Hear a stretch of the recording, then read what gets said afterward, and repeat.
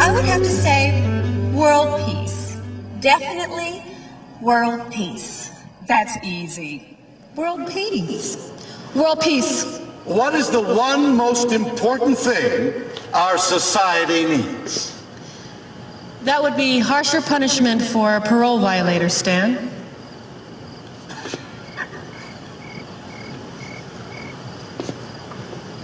And world peace.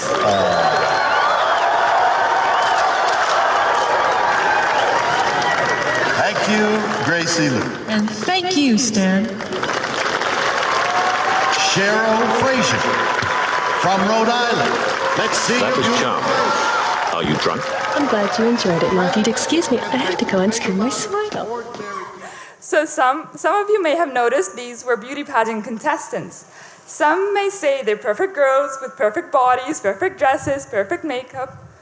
But for some reason, they seek some other kind of perfection. They seek world peace. Now, is it because of them memorizing a two-word cliche to win them the contest and walk away with a beautiful bouquet of flowers and a plastic tiara?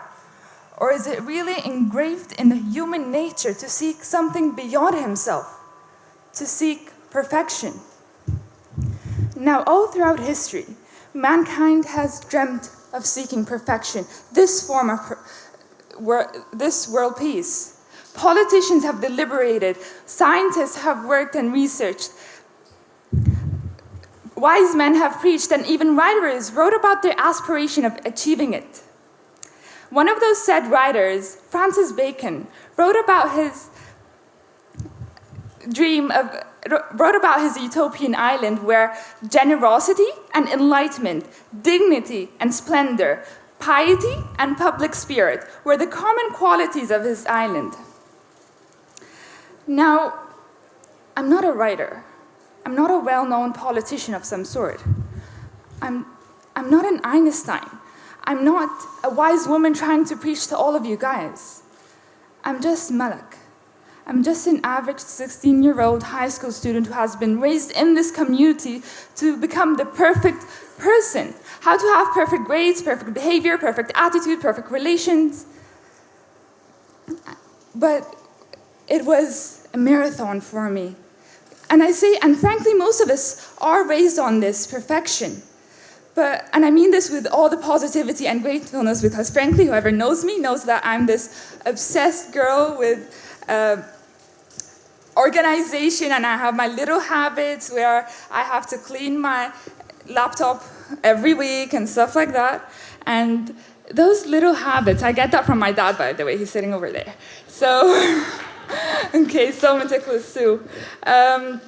So I have been pursuing this whole idea of being the perfect person for a long time. Now, I found that this marathon I was not fit to run. I found it exhausting, so I stopped. When you want to be perfect, you expect that life would give you back this perfection. You expect the perfect jobs, the perfect love stories like in The Notebook, the perfect relationships.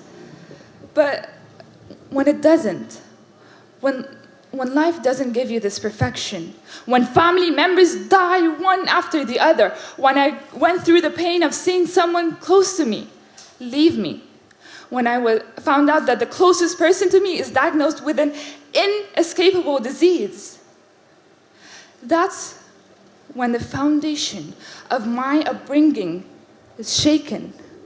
It's falling apart. Now I ask myself this question, do I fall apart with it, or do I fight against it? So I tried to reach a logical answer because, frankly, I needed one. You know how Utopia is this perfect world with perfect people having perfect lives, whatever they wish? But we all obviously know it is an imagined world. But why is it imagined? That's the question we have difficulty comprehending. Now, the answer just struck me one day when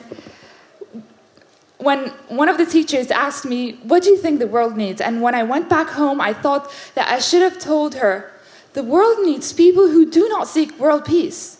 The world needs people who seek something more real, something more tangible, something we can aspire for. And later that week, coincidentally, we were in math class and we were learning about the concept of asymptotes. It is a very simple concept. It is a line that a curve tries to reach but does not intersect it at any point. Now, I got those two different ideas and put them together in one equation. Y equals 1 over x, where y, let's see this in a form of a graph.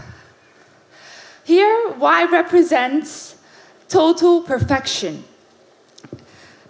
And everything that encompasses this word, including good, order, lawfulness, discipline, and so on and so forth. X, on the other hand, represents total imperfection, including disorder, confusion, evil, and so on and so forth.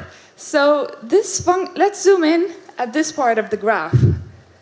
This shows us that we can never reach total perfection or either total imperfection, but we can only just get close. So it is actually related to the coexistence of good and evil. You know how evil is this motivation for good, and how without evil, life would be meaningless. So it's how actually you won't watch Harry Potter if the Dark Lord wasn't there, or Batman without the Joker, or even how you have to go to school to enjoy your break. So those little things that we tend to overlook in our lives actually make us want to live life, make life meaningful. Now, I don't want to go into like math and physics and all that, but let me see this. Check out. I found out that our reality actually proves Newton's third law, which specifically states that for every action, there's an equal and opposite counter-reaction. Now let's see this in Newton's cradle.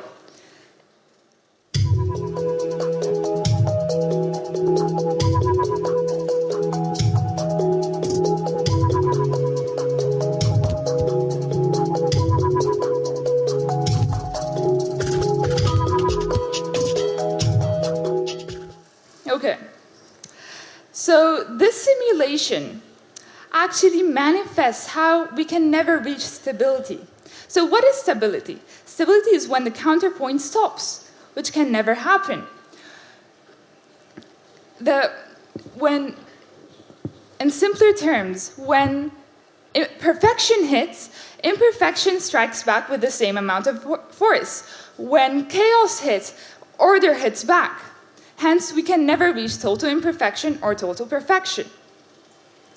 So, the whole point of this talk is not to become all pessimistic about life and don't wish for anything, but the whole point of it is that we don't have to expect that everything is seamless. We don't have to live in this restricted guidelines of utopia. We don't have to follow the checklist. The checklist didn't help me when my grandma died. The checklist didn't help me when I found out that the closest person to me is diagnosed with an inescapable disease. The checklist didn't help me when family members leave. I'm not saying don't have a checklist, because we all need one. We all need to have this benchmark to look up to. But what am I saying? If this checklist interferes with me trying to reach this inner peace, then to hell with the checklist.